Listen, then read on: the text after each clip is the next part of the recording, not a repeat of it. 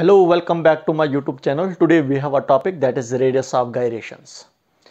इससे पहले कि हम रेडियस ऑफ गायरेशंस को पढ़ेंगे, हम जिन बच्चों ने मोमेंट ऑफ इनर्शिया नहीं पढ़ा होगा पहले उस मोमेंट ऑफ इनर्शिया को पढ़ें, मोमेंट ऑफ इनर्शिया के टॉपिक को पढ़ें, उसके बाद रेडियस ऑफ गायरेशंस पर आएँ, क्योंकि रेडियस ऑफ गायरेशन जो है वो बेस्ड है मोमेंट ऑफ इनर्शिया पर ही। तो देखिए हमारे पास रेडियस ऑफ गायरेशंस क्या होता है, ये मैंने यहाँ पर कंसिडर किया है। जैसे हमारे पास जो है ये एक बॉडी हमारे पास है which is consist of N masses, जो हमारे पास एन मासेस से बनी हुई है, and this body rotate about Z axis. ये बॉडी जो हमारे पास जो है ये रोटेट कर रही है जेड एक्सिस के इर्द गिर्द। जैसे हमारे पास एक जेड एक्सिस है तो इस जेड एक्सिस के इर्द गिर्द हमारे पास एक बॉडी जो है वो घूम रही है with constant angular velocity omega. किस एंगुलर वेलोसिटी के साथ हमारे पास ये घूम रही है, that is constant angular velocity omega. तो रेडियस ऑफ गायरेशंस क्या होता है, ये एक हमारे पास परपेंडिकुलर डिस्टेंस होता है, समझे आप। उस पॉइंट से, जैसे यहां पर हमारे पास एक पॉइंट P है, ये पॉइंट P जो हमारे पास इस बॉडी का सेंटर ऑफ मास माना जाता है, और यहां से लेकर इस एक्सेस तक जो डिस्टेंस है जिसको हमने K से रिप्रेजेंट किया है, इसी को कहा जाता है रेडियस ऑफ गायरेशंस, समझे आप। तो ये जो पॉइंट P जो हमारे पास है, यहाँ पर जो पॉइंट P रिप्रेजेंट किया है मैंने, ये हमारे पास इस बॉडी का सेंटर ऑफ मास है। तो ये जो हमारे पास सेंटर ऑफ मास है, इसका डिस्टेंस एक्सेस ऑफ रोटेशंस के साथ, ये हमारे पास बॉडी जो है ये हमारे पास जेड एक्सेस है, तो ये जेड एक्सेस क्या है, एक्सेस ऑफ रोटेशन है। तो इस पॉइंट का जेड एक्सेस तक जो डिस्टेंस है इसको कहा जाता है परपेंडिकुलर डिस्टेंस, और इसी परपेंडिकुलर डिस्टेंस को क्या कहा जाता है, रेडियस ऑफ गायरेशन कहा जाता है। ये क्योंकि ये पूरी की पूरी बॉडी जो हमारे पास जो है, ये जो हमारे पास पूरी की पूरी बॉडी जो है वो जेड एक्सेस पर घूम रही है। तो इस जेड एक्सेस का ये पी पॉइंट जो हमारे पास क्या है, ये हमारे पास क्या है, that is the centre of mass, और इसका distance from the axis of rotation से जो हमारे पास डिस्टेंस होता है उसको क्या कहा जाता है, रेडियस ऑफ गायरेशन कहा जाता है। तो वही यहाँ पर लिखा गया है, it is defined as the perpendicular distance of a point P। ये परपेंडिकुलर डिस्टेंस होता है, रेडियस ऑफ गायरेशन क्या होता है, परपेंडिकुलर डिस्टेंस होता है of a point P। Point P का perpendicular distance from the axis of rotation, समझे आप। एक्सिस ऑफ रोटेशन Z है, और P से लेकर Z तक जो डिस्टेंस होता है उसी को क्या कहा जाता है, रेडियस ऑफ गायरेशन कहा जाता है। तो it is defined as the perpendicular distance of point P from the axis of rotation where if whole mass of a body is placed.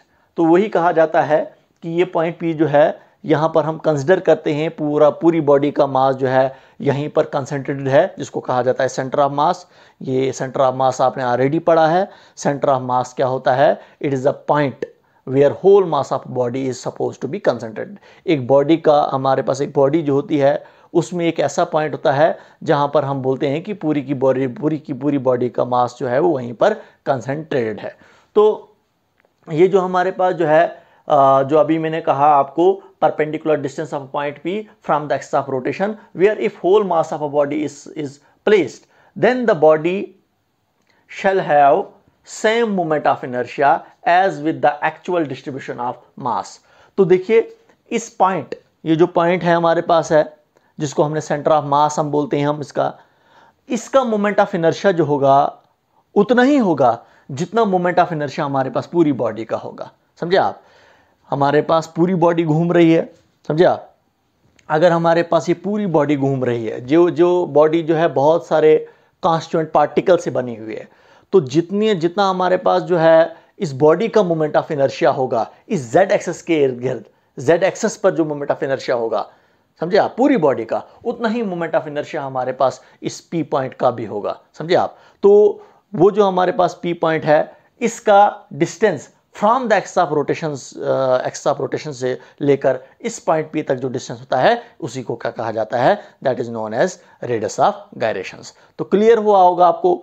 फिर से आपको बोलूंगा मैं क्या कह रहा है ये, कि ये पॉइंट P जो है इसका एक्सिस ऑफ रोटेशन के साथ, एक्सिस ऑफ रोटेशन तक जो डिस्टेंस होता है उसको क्या कहा जाता है, उसको कहा जाता है रेडियस ऑफ गायरेशन। और इस पॉइंट P का जो मोमेंट ऑफ इनर्शिया होगा, समझे आप, इसका जो मोमेंट ऑफ इनर्शिया होगा उतना ही मोमेंट ऑफ इनर्शिया जो होगा हमारे पास पूरी बॉडी का होगा। और पूरी बॉडी जो है वो बहुत सारे कॉन्स्टिट्यूएंट पार्टिकल से बनी हुई है, जिसमें हमारे पास मासेस, जैसे यहाँ पर देखिए एम एम एम, हमारे पास बहुत सारे एन मासेस हैं हमारे पास हैं। और यहाँ पर मैंने उन कॉन्स्टिट्यूएंट पार्टिकल्स के मास को मैंने इक्वल माना है कि उनका मास जो है वो इक्वल है। जैसे यहाँ पर एक एम है, इसका परपेंडिकुलर डिस्टेंस हो गया r1, यहाँ पर दूसरा m है, इसका परपेंडिकुलर डिस्टेंस हो गया z तक जो डिस्टेंस है, परपेंडिकुलर डिस्टेंस हो गया r2।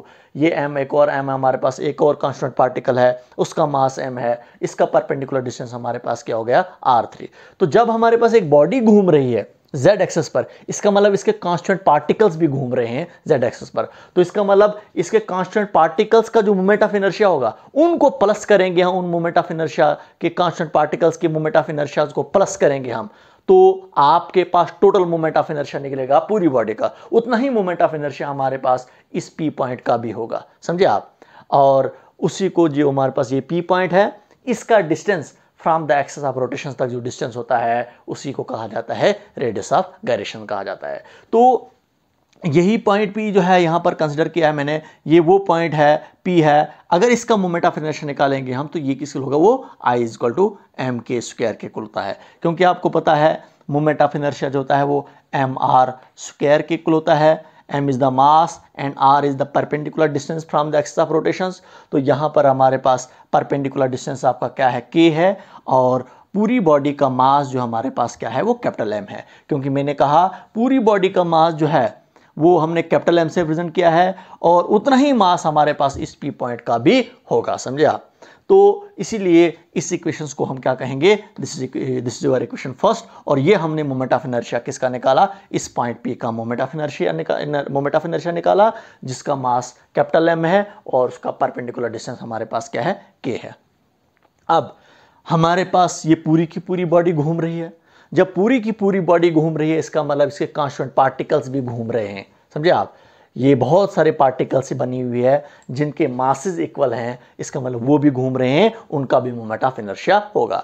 तो अब अगर हम पूरी बॉडी का मोमेंट ऑफ इनर्शिया निकालेंगे हम, आल्सो अगर हम पूरी बॉडी का मोमेंट ऑफ इनर्शिया अब निकालेंगे हम, वो किसी का होगा, that is equal to I is equal to M R one square plus M R two square plus so on. इसका मतलब ये अगर हम अब पूरी बॉडी का मोमेंट ऑफ इनर्शिया निकालेंगे, पूरी बॉडी का मोमेंट ऑफ इनर्शिया निकालेंगे, तो वो मोमेंट ऑफ इनर्शिया क्या होगा, this is equal to sum of the moment of inertias of all constituent particles. ये हुआ पहले पार्टिकल्स का मोमेंट ऑफ इनर्शिया, इस m का मोमेंट ऑफ इनर्शिया, इसका मास हमारे इस पार्टिकल का मोमेंट ऑफ इनर्शिया जिसका मास m है और परपेंडिकुलर डिस्टेंस r1 है, समझे आप। तो आपको पता है मोमेंट ऑफ इनर्शिया होता है एम आर स्क्वायर के इक्वल, इसी लिखा मैंने एम आर वन स्क्वायर। दूसरे पार्टिकल्स का मोमेंट ऑफ इनर्शिया प्लस तीसरे पार्टिकल का मोमेंट ऑफ इनर्शिया, ऐसे इसी लिखा मैंने इसको प्लस सो ऑन। इसका मतलब हम तमाम पार्टिकल्स के मोमेंट ऑफ इनर्शियाज को ऐड करेंगे हम, तो हमारे पास मोमेंट ऑफ इनर्शिया निकलेगा, पूरी बॉडी का मोमेंट ऑफ इनर्शिया निकलेगा जो हमारे पास एक जेड एक्सिस पर घूम रही है। अब देखिए यहाँ पर m है, यहाँ पर भी m है, हम m को कॉमन निकालेंगे, m आपका कॉमन निकलेगा, आपके पास आएगा r1 plus r2 plus so on, हमारे पास ये आ रहा है। तो यहाँ पर मासेस तो हमारे पास हर एक कांस्टेंट पार्टिकल्स के मासेस जो हैं वो इक्वल हैं, इसीलिए हमने m ले लिया। नेक्स्ट स्टेप में हम क्या करेंगे, हम राइट साइड में हम n को मल्टीपल भी करेंगे, हम n को मल्टीपल भी करेंगे और n को डिवाइड भी करेंगे, डिवाइड बाई n। तो देखिए हमारे पास जो है यहाँ पर हमने n को मल्टीपल भी किया और n को डिवाइड भी किया। ये n जो है ये नंबर ऑफ कांस्टेंट पार्टिकल्स को रिप्रेजेंट करेगा, और ये m जो है it is the mass of each particle. Mass of each particle into number of constant particles, इनको मल्टीपल किया जाएगा तो आपके पास टोटल मास निकलेगा पूरी बॉडी का, समझे आप।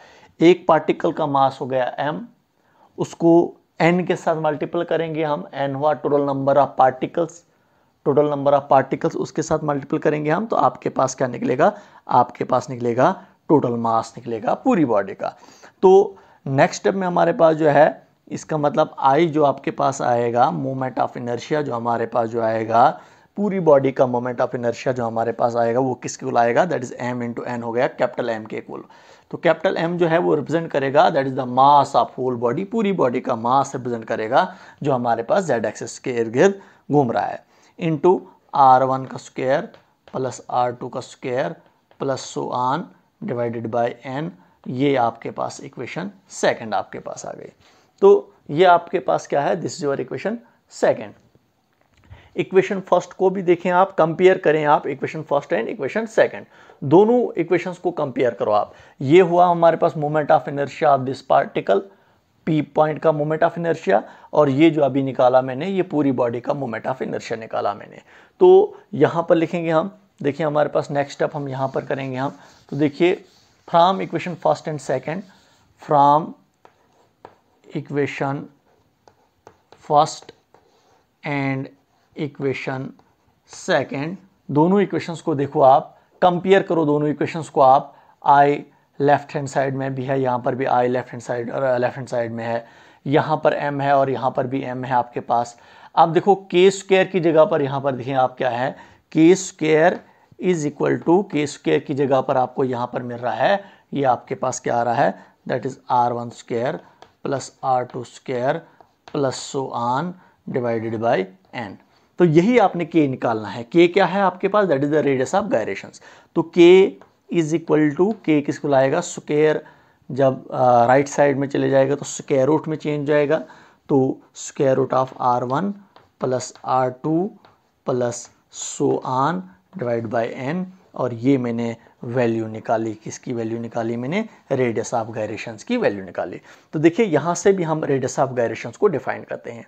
Radius of gyration is defined as the root mean square distance of all constituent particles। समझे आप। तो रेडियस ऑफ गायरेशन जो होता है ये root mean square distance of all constituent particles के इक्वल होता है। तो देखिए ये हमारे पास क्या है, परपेंडिकुलर डिस्टेंसेस है ना हमारे पास कॉन्स्टिट्यूएंट पार्टिकल्स के, तो रूट है, ये हमारे पास रूट है, और मीन क्या होता है, sum of observation upon number of observations. तो sum of perpendicular distances divided by number of constituent particle, समझे आप, या नंबर ऑफ परपेंडिकुलर डिस्टेंसेस भी आप कह सकते हो आप। तो रूट मीन भी हमारे पास है, रूट है और मीन भी है और स्क्वायर भी हमारे पास है तमाम कॉन्स्टिट्यूएंट पार्टिकल्स का। तो इसको ऐसे भी डिफाइन करते हैं हम, radius of gyration is equal to the root mean square distance of perpendicular distance of all constituent particles from the axis of rotation. जो हमारे पास एक्सिस ऑफ रोटेशन क्या हमारे पास है, z है। तो ये हमारे पास जो है ये हमने एक्सप्रेशन निकाली, किसकी एक्सप्रेशन निकाली हमने, रेडियस ऑफ गायरेशंस की एक्सप्रेशन निकाली, कि हमारे पास रेडियस ऑफ गायरेशन जो होता है वो किसके होता है। तो k क्या है आपके पास, ये एक रेडियस ऑफ गायरेशन है, समझे आप, या हम इसको कहेंगे परपेंडिकुलर डिस्टेंस है किसका, इस पॉइंट P का, कहाँ से, इस z एक्सेस से, समझे आप, z एक्सेस से लेकर P पॉइंट तक जो डिस्टेंस है उसको कहा जाता है रेडियस ऑफ गायरेशंस। k है वो रेडियस ऑफ गायरेशन, और उसकी वैल्यू हमने निकाली। अगर कभी कभार आपको बोला जाएगा इसका SI यूनिट क्या है, किस में हम इस रेडियस ऑफ गायरेशंस को मेजर करेंगे, दैट इज इन मीटर्स। तो आपको पता ही है रेडियस है, डिस्टेंस है, तो डिस्टेंस को हम किस में मेजर करते हैं, डिस्टेंस को हम मेजर करते हैं किस में, दैट इज मीटर्स में हम मेजर करते हैं। तो ये आपका एक छोटा सा और इम्पॉर्टेंट टॉपिक था, that was your radius of gyrations. Okay.